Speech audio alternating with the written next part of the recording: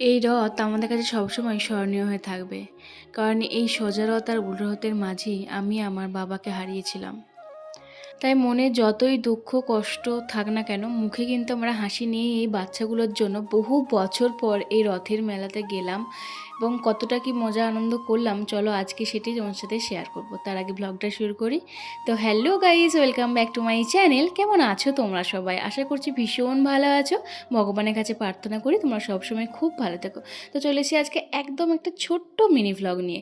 তোমরা তো আগের ব্লগে দেখিয়েছিলে আমরা গেছিলাম মামাবাড়ি, আর মামাবাড়ি থেকে ফেরার পথে নেমেছিলাম রথের মেলায়। মানে আমাদের এখানে কতুলপুরাতে নেতাজি মোড়ে যে দেখলাম যে রথটা এসেছিল, দাঁড়িয়েছিল, তো ভাবলাম যে চলো আমরা তাহলে একটুখানি নামি, যেহেতু বাচ্চাগুলো আছে। আর আমি তো কবে রথ দেখেছি আমার নিজেরও এখন মনেই নেই, পুরোপুরি ভুলে গেছি। বহু বছর ছোটোবেলাতে আগে আসতাম বাবার সাথে, বাবা কত কি কিনে দিত, তারপরে দাদাদের সাথেও আসতাম, মনে মনে আছে অল্প অল্প, তবে ভুলে গেছি সব কিছু, সবই মানে স্মৃতির পাতাতে। তো বহু বছর পর আসলাম, তো মনটা খারাপ লাগছিল, কারণ আগের বছরে এই সময় আমি আমার বাবাকে হারিয়েছিলাম। কি করব, সময় তো আর থেকে থাকে না, জীবন তো চলতে হবে, এইভাবেই চলছে। বাচ্চাগুলোর জন্য মনে হাসি আছে, সবই আছে, দুঃখ কষ্ট সব নিয়েই তো জীবন। তো এগিয়ে যেতে হবে, এটাই যা।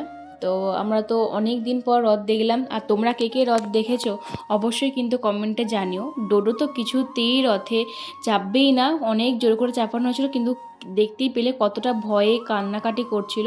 তারপর তো সানাকে চাপানো হলো, সানা তো খুবই মজা পেয়েছে, ও তো আবার রথ থেকে নামতেই চাইছিল না, একজন উঠতে ভয় পাচ্ছিল আর একজন নামতেই চাইছিল না। তো তারপরে ওখানে প্রণাম প্রণাম করলাম, দড়ি ধরলাম, বেশ ভালো লাগলো, জগন্নাথ দেবের দর্শন করলাম।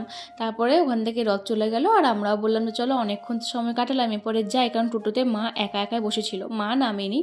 তারপর দাদার দোকান থেকে ফ্রেঞ্চ ফ্রাই কিনে আমরা কিন্তু বাড়ি এসেছিলাম। বাড়ি এসে চা মুড়ি খেয়ে মা সন্ধে দেখিয়েছিল, তারপরে আমরা এসেছি আমাদের রথটাকে সাজাতে। আমরা ভেবেছিলাম যত দেরি হোক না কেন, যত রাতে হোক না কেন, রথ আমরা টানাবই বাচ্চাগুলোকে দিয়ে। তো এই যে জগন্নাথ দেব, তারপরে বলরাম, সুভদ্রা সবাইকে নিয়ে এসেছিলাম, দিদিরাই কিনে এনেছিল। তো ছোট্ট একটা রথের মধ্যে সবাইকে সুন্দর করে সাজিয়ে বসিয়ে মালা টালা পরিয়ে মেসে সাজিয়ে দিয়েছে, আর তারপরে ওদেরকে দিয়ে টানানো হচ্ছে। ডোডো তো কিছুতেই টানবে না, শুধুই ভয় পাচ্ছে, মানে এত ভীতু ছেলে দেখা যায় না। আর আমি তো দাবড়াচ্ছিলাম, মানে ওর ভিডিও দেখছি এখন, এত হাসি পাচ্ছে।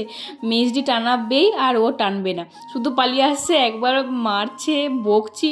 বেচারি দেখো, এই দেখো মুখটা দেখো, বড় মিমির কাছে চলে এসেছে কোলে চাপবে বলে। আবার টেকনিয়া করাইছি যে আবার যা, যতক্ষণ টানবো ততক্ষণ তোকে আমি দিয়ে করাবোই। তারপরে আবার এসব করছে, মানে ভীষণ হাসাহাসি হয়েছিল। এই বাচ্চাগুলো ভাগ্যিস ছিল, তাই আমাদের এত দুঃখের মধ্যেও কিন্তু আমরা এত হাসি খুশি থাকতে পারি, শুধুমাত্র ওদের জন্য। তারপর ভাবলাম ডোডোকে ছাড়, ওর দ্বারাই আর হবে না। আমাদের যে ডান পিঠে মেয়ে আছে একটা, যার কোনো দিকে কোনো ভয় নেই, একদম বিন্দাস, মানে আমার মেজদির মতন হয়েছে পুরোপুরি সানা। তো যাই হোক, ও তো ভীষণ খুশি, ও নিজে নিজে টানছিল, ওকে বললাম একটু আস্তে আস্তে আয়। ও তো প্রথমে ভীষণ জোরে জোরে আসছিলো, আর তারপরে আবার এত আস্তে আস্তে আসছিল যে মনে হচ্ছিল যেন ভরি হয়ে যাবে, এরকম ব্যাপার। মানে দুজন দুরকম, কত রঙ্গ দেখবে। তারপরে তো এই যে রেখে দিয়েছি এখানেতে। চলো তাহলে সবাই মিলে একবার বলো জয় জগন্নাথ, কমেন্টটা অবশ্যই জানিও। আর সেদিনে আমাদের ডিনারে করেছিলাম তন্দুরি রুটি আর চানা মশলা, রয়্যাল থেকে নিয়ে এসেছিলাম, খুব ভালো খেতে, টেস্টি, খুব খুব। তো চলো আজকে ভিডিওটা এই পর্যন্ত, কেমন লাগলো জানিয়ে, ভালো লাগলো অবশ্যই লাইক কমেন্ট শেয়ার করতে। দেখা হচ্ছে পরের ব্লগে, বাই।